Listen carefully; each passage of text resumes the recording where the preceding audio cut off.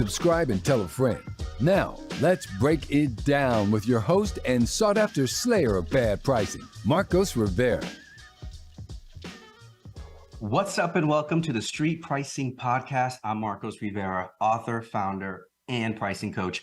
Today, my guest is someone who did it at the startup level, at the big, large enterprise level. I'm super excited to bring him with us today to share his pricing stories. Today, I have Hamzah Hafesji. Hamzah, welcome to the show, man. Marcus, thank you for having me, and thank you for the kind introduction as well. No, man, it's fantastic. So listen, so you're currently the group product manager at Advance. Why don't you tell us a little bit more about your background and what does Advance do? Sure. So I'll start off with a bit about me. I've been a product manager my entire career. So unlike most product managers who sort of find their way into product, I always say I was born in product, born creating value, and happened to find myself monetizing value as well. Started off as a uni grad as a product manager, and 10, 11 years on, still working in product management as a group product manager. I'm fortunate because I've had the opportunity to move across various industries. So I've worked in agricultural tech, NFP tech, ed tech, hospitality tech, and now I'm in HR tech. Advanced, we are, depends what day you look, we're either the second or third largest software house that's headquartered within the UK. We deliver vertical specific software for the legal industry, the NHS, education, and then we overlay that with our horizontal market products, which are sort of the core ERP, finance, HR, spend management, and governance. Fantastic. So we have a little vertical, a little horizontal there. And of course, the bias is obvious. I also grew up in product management. So that's where I learned about how do you create, how do you capture value over time. And so this perspective, I think a lot of folks need to hear. So let me give out a quick roadmap for where we want to go today, right? So today we're going to base everything on the structure of the book, Street Pricing, right? So we're going to start with rewind, go back in the past, tell us a pricing story, a juicy one of where you change pricing, you learn something. I want to hear it all, the struggles, the success. Let's lay it out there. And then we're going to bring it back to the present. We're going to go to play on what's working today really well for you. So how does capturing value working for you today, and what are some of the techniques that are really applying? Then you have fast forward. Now, fast forward moves us into the future. What's next? What do you plan on changing and why? When it comes to capturing value, we want to hear from you. And then I'm going to throw you for a fun little loop at the end. You have to tell me what your favorite jam is or was growing up. All right, I'll take whatever, but it has to be your favorite. I want to talk about it there. So keep that in the back pocket. Okay, so if we're ready to go, let's start with the pricing story. Hamzah, take it away. Sure. So as you're sort of running through that dialogue, I was thinking, what pricing story do I start with? And as I said, I've been fortunate that with all the industries that I've worked in and products that I've looked after, I've played a critical role in sort of monetizing the value that we're creating from a product perspective. But I think the immediate one that probably sticks out is for the product that I'm working for right now at Advanced. It's an interesting product that was founded in 2017, primarily around talent management. Traditional startup, purchased by big tech, and now sort of trying to scale up. So I faced the challenge of how do you transition a product from a startup pricing strategy and then crossing the chasm to really scale up and remove some of those sort of growing pains that we had. Now the product was, from a pricing perspective, it was quite immature. So we were priced with a core, with a series of packages and add-ons.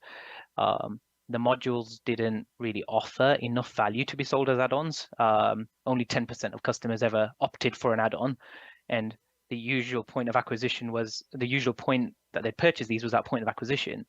So naturally, this was hurting our net revenue retention. Albeit we're doing really well. Net revenue retention 100%, in certain segments creeping above the 100%. But this was all down to selling additional seats as opposed to selling additional product or delivering greater value to the customer in the form of additional modules, for example. And as I mentioned, the phase that the product was in was we were trying to cross the chasm. And traditionally, customer success, professional services, it either wasn't well defined in areas, and at the same time, we were giving it away without any additional cost. So it wasn't very scalable. But the good news of all of this was that we had great advocacy. If I think about a product, all the products that I've looked after, this is the one product where it has great virality. It's a product where the buyers love it and the users can't stop singing its praises as well. That has all the ingredients that tells you, wait, hold on, we should be reviewing pricing here because we're not capturing enough value. Particularly as we look. I gotta rubber stamp that one, Hamzah. I gotta stamp that one because you just said something very critical for everybody here, which is revisiting the pricing and packaging of the product. So you laid it out so nicely, but I want folks to double click on the fact that they started with a structure that was a core with a bunch of modules. And I see this in a lot of startups because they're building new stuff and they don't know exactly how to package it or present it. So they'll make them a module, say, let's capture the value. The other opposite problem, which could also create limitations, is just shoving everything into the product and giving everything away for free. So both of those extremes can be problematic. And you're pointing out the one where you have a lot of modules, which add some complexity, but no one's really buying them. You said, what, 10% or less are really picking these things up, and then mostly at time of purchase. Later on, no one's buying anything. The only growth path is more users. And so if you see this happening where you're not really growing in more than one dimension, or if you just really can't expand and sell those modules across, that's a signal that you should step back and relook at the pricing and packaging. So Hamzah, take it away, man. Now what? Now you realize you got a problem. Now you realize you got to relook at this. What did you do next? So we always recognized we had the problem. Or I always had it in my mind that we had the problem. Because I think just to your point, when you're in the fortunate position of being in big tech, or at the point of being the acquirer, usually there's patterns that you look out for, and the examples that you gave are the patterns that I always look out for as well. Is there's opportunities to capture greater value, particularly when you're in product management and we own the price book. So as well as that, we started to recognize that actually when we were thinking about the competition and coming up against them, we weren't positioning ourselves from a go-to-market perspective as a premium product, when the expectation is that we should be doing that. And I think that was down to the limitations of our pricing, because our pricing was cheaper. We are coming across as a cheaper product, not as a premium product. So we decided to run an exercise. We started off with a bit of a mystery shopping exercise. One was to learn more about not the price point of the competition, because we were quite confident on how the competitors were pricing, but more so to understand how are they positioning their products, what are they calling out as their value drivers, how are they differentiating in their sales messaging, because we were always very confident that the lever that we could push and win on was go-to-market execution, which includes pricing. Pricing is one component of it. So we did a series of mystery shops, which was like a month exercise. But at the end of it, we were just left with tons of data. We had great understanding of where we were internally and how we were struggling to capture value. And at the same time, we almost validated a lot of that findings with the competition and found that, hey, hold on, we have a real strong opportunity here. So we overhauled the entire price book. We shifted to good, better, best model. But what we did was we embedded customer success and professional services into the good, better, and best. Now this was very, very deliberate, because sometimes you see the good, better, and best, but customer success is still separate as an add-on, or as its own package, and professional services implementation as its own. And I think that's too complex. It's something that really irritates me when I look at pricing models, because when you're a buyer, you go online, you want to get a price point, and you want to walk away and saying, okay, I know I've got to pay. I don't need to read a fine print. I can just purchase and get on with it.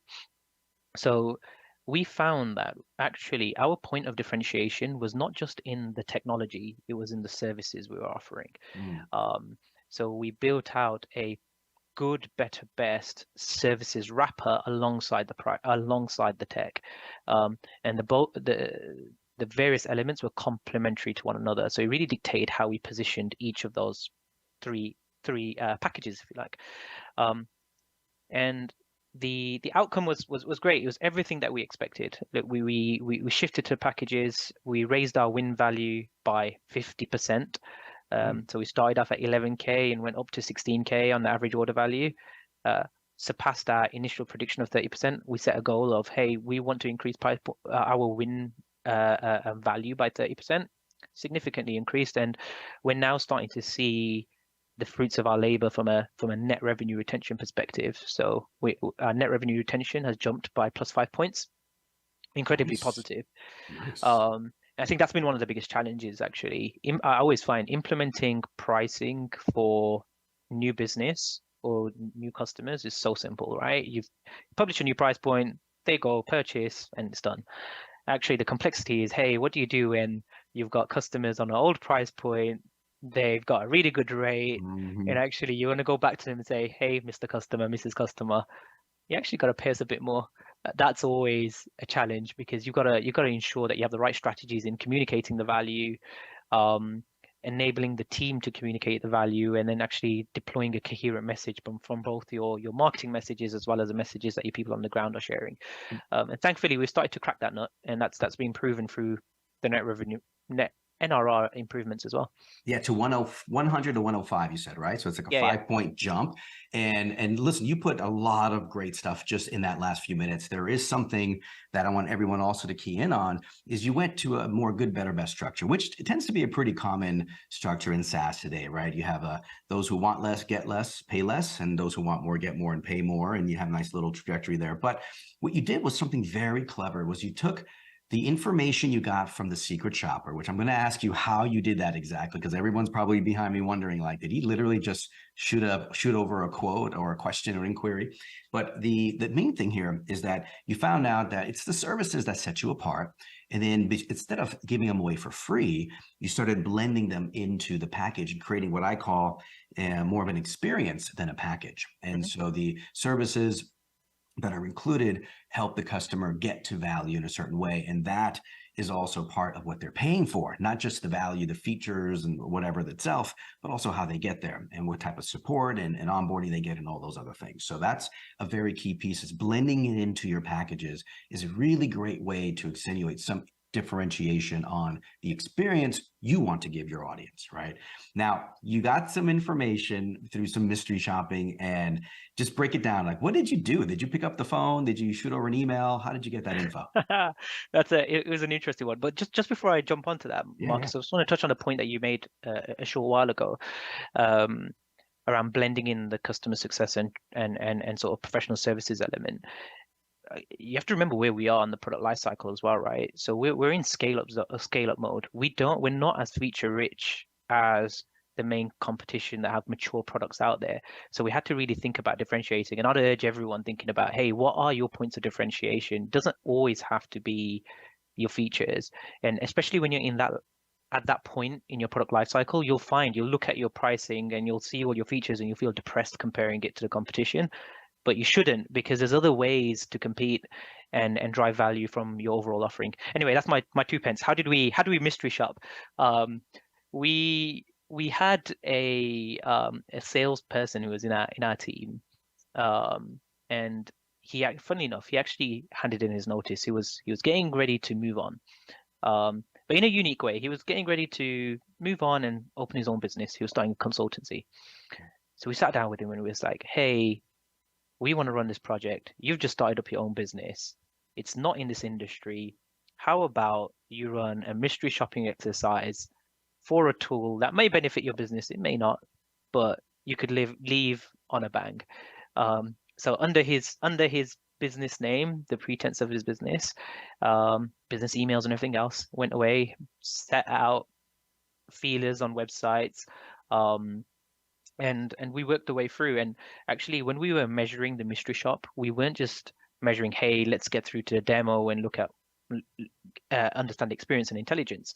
Actually, we were measuring and trying to understand the full experience from the point of going onto a website and clicking book demo or inquire now, right through to the point of receiving a price point. And we are finding competitive levers that we could potentially pull throughout that journey of the go-to-market cycle. Beautiful. And it was great. We had like a 90% hit rate. So we set out like 6 customers that we wanted to hit, and like 90% of them got back to us and gave us their pricing and then how they differentiate and gave us a full sales experience. It literally, as I mean, we were drowning with data. We were drowning in data. It was great. That is fantastic. I hope everybody listened to that one here, because you were fortunate to have that rep leave and start a business. And I'm sure companies have people leave all the time and start businesses. So I'm sure there's something there too. But you weren't just looking for price points. You were also looking for that sales experience. What levers can you pull? You also looked at how they positioned, how they differentiated. So competitive intelligence around pricing isn't just about getting the other price point. It's all the other levers that you can pull, that whole experience from end to end, from the inquiry all the way to getting the price, and then beyond that. So I'd love how you use that as a great source of information to start moving away from that guesswork, right? I talk about that in the book all the time, moving away from the guesswork and getting to some type of real growth. So you went from 100 to 105. What else happened? I mentioned, look, on the average order value, the average order value jumped by 50.5%, which was an incredible piece for us. From going from 11K to 16K, targeting the mid-market, we wanted to position ourselves as the premium mid-market player on the block. Not only have we now positioned ourselves as a premium player, actually it's benefiting us as a business as well. And the sales team have so much more confidence. If I think about some of the challenges that we had, and if I think about the biggest challenge amongst all of this, was going back out to the sales team as we were bringing in our intelligence and saying, hey, guys, we're going to go to market and we're going to change the way we price. And by the way, we're going to become more expensive. And if you think back to that message I shared earlier, which was, hey, if you look at our product versus the competition, feature by feature, we could not get into a feature war. We still can't get into a feature war, but we had confidence that we were the premium product. So the challenge for us was managing that go-to-market and getting people comfortable selling in a new way, for one. And also enabling them to feel confident that we're listening to some of the challenges that they were hearing on the ground as well. That was the biggest challenge for us. I got to ask you, man, that sales team, it is a bit daunting to go up to them and say, yeah, we're going to sell differently now. We're going to have these new packages. It's going to be more expensive, and you're still expected to hit quota, right?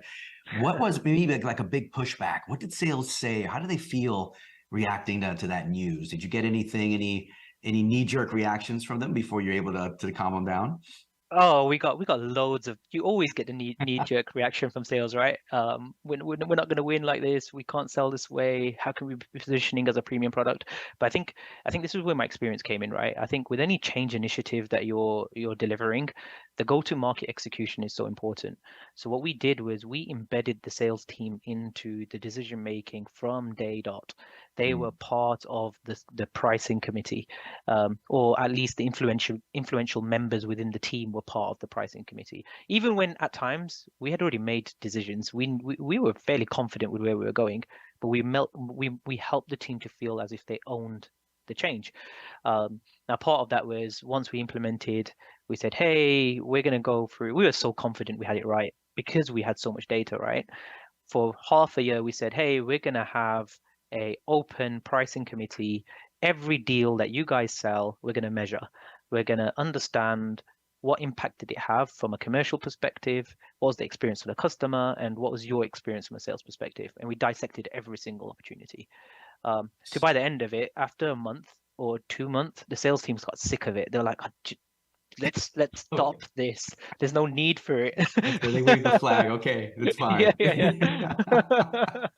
Hey, that's cool. It's at least they know you were paying attention and that you cared. One thing about sales is like they always feel like these changes could be the anti-sales motion. You're just making it harder for me to get quota. You're making it harder for me to win. But it's actually quite the opposite. So you brought them along for the ride. So they were kind of in the decision making, and then just giving them that level of focus and breaking it down step by step along the way. Just let them feel like, yes, you have our back, and we're going to be more successful together, man. That was fantastic. Now, if you had to think about that whole journey, which by the way is packed full of learnings from end to end, with the competitive research, with the sales rollout, with everything, what is the one takeaway or the one thing to remember in that whole experience? Well, how would you crystallize it into one thing for our audience?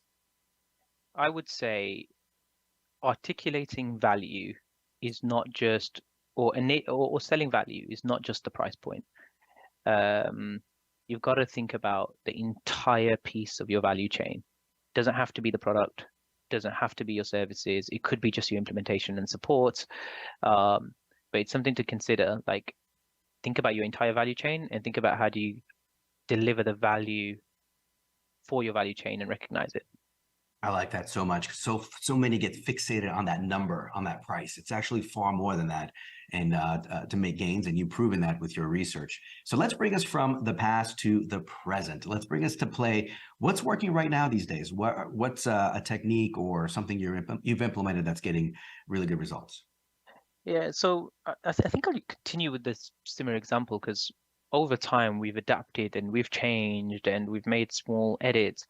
I think the one that I think is working really well is probably the one that I find is most controversial with marketing teams, sales teams, leaders of businesses, which is, hey, we're now we've changed our pricing, we've seen a huge win rate, we've positioned ourselves differently, but we're gonna now publish our pricing online.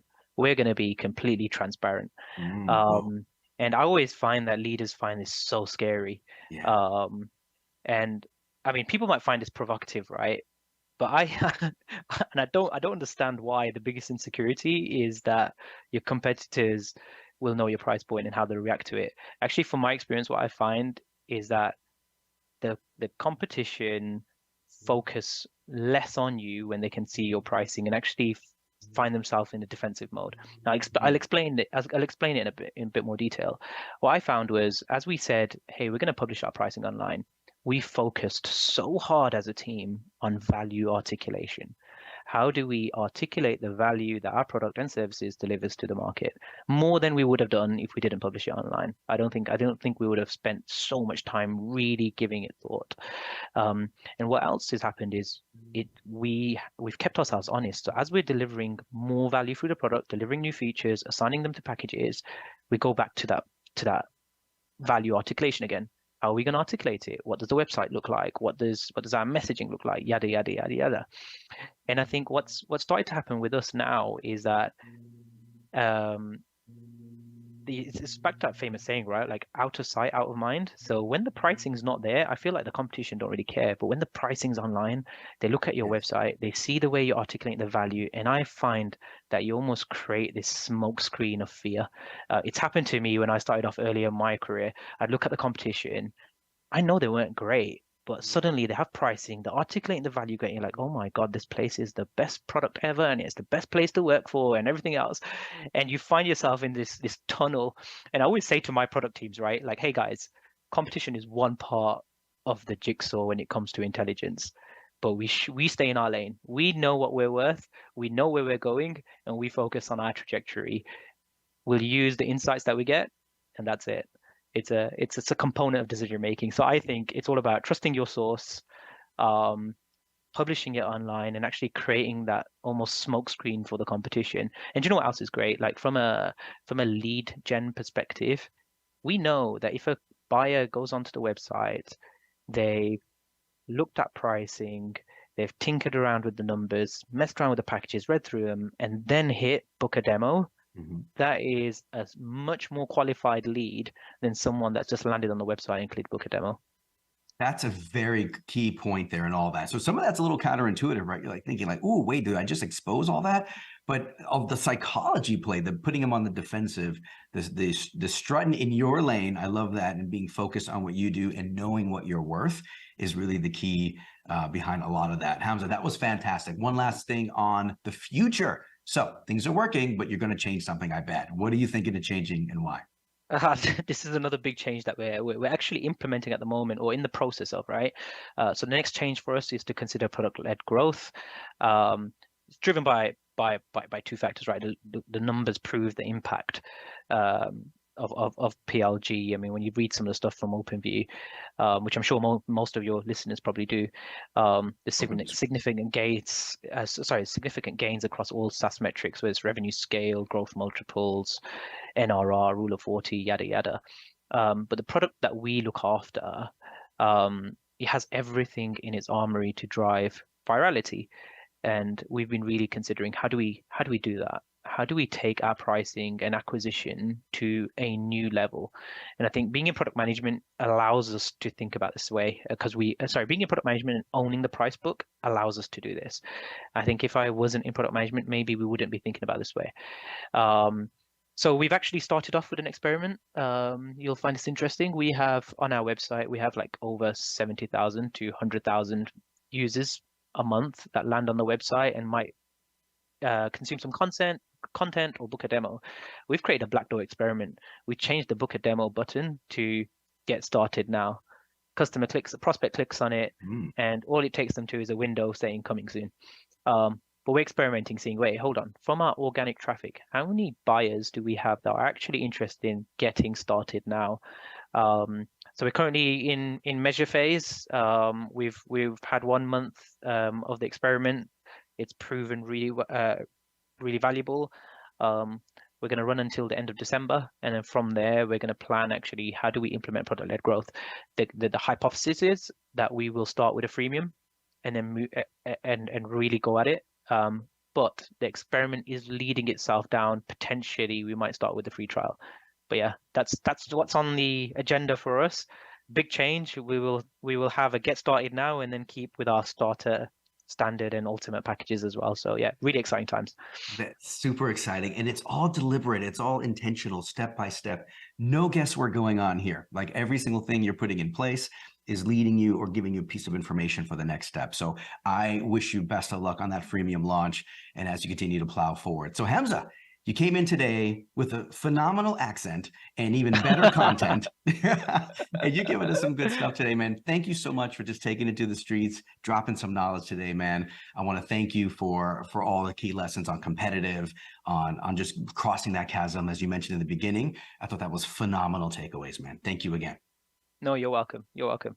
Phenomenal. Team, that's it for today. And please take this knowledge, put it forward. Everything you learned, you can apply right away. And I'm looking forward to seeing those changes. And remember, stop guessing, start growing. Until next time. Thank you and much love for listening to the Street Pricing Podcast with Marcos Rivera. We hope you enjoyed this episode, and don't forget to like and subscribe. If you want to learn more about capturing value, pick up a copy of Street Pricing on Amazon. Until next time.